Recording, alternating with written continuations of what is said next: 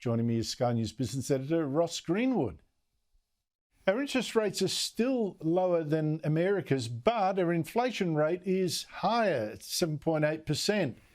Now, I'm guessing from that there have to be more rises still to come. Question is, how many? Well, there's your big point, and that is that the Reserve Bank even itself says today that there are more rate rises coming. But the real issue here is that the Reserve Bank is trying to navigate to what's called a soft landing for Australia's economy. We don't go into a hard recession where we see unemployment rise significantly.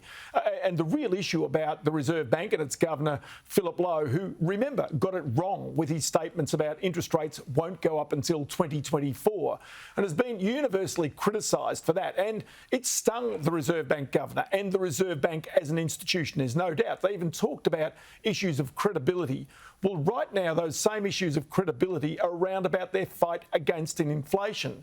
A person who tackles inflation is known as a hawk. A person who's soft on inflation is known as a dove. And you can see it even in the statement today. The statement from the Reserve Bank effectively says that there are going to be more interest rate increases. The board expects that further increases in interest rates will be needed over the months ahead to ensure that inflation returns to target and that this period of high inflation is only temporary. That is hawkish talk.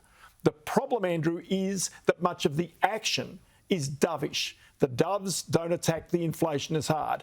The Reserve Bank was the very first of the central banks around the world to taper interest rates, not 0.5% rises. Back in November, they went 0.25%.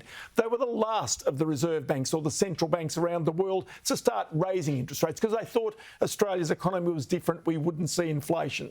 Well, we've seen the inflation now. And so even today, when some economists thought that maybe they should tackle that inflation with a 0.5% rate rise, it was 0.25%.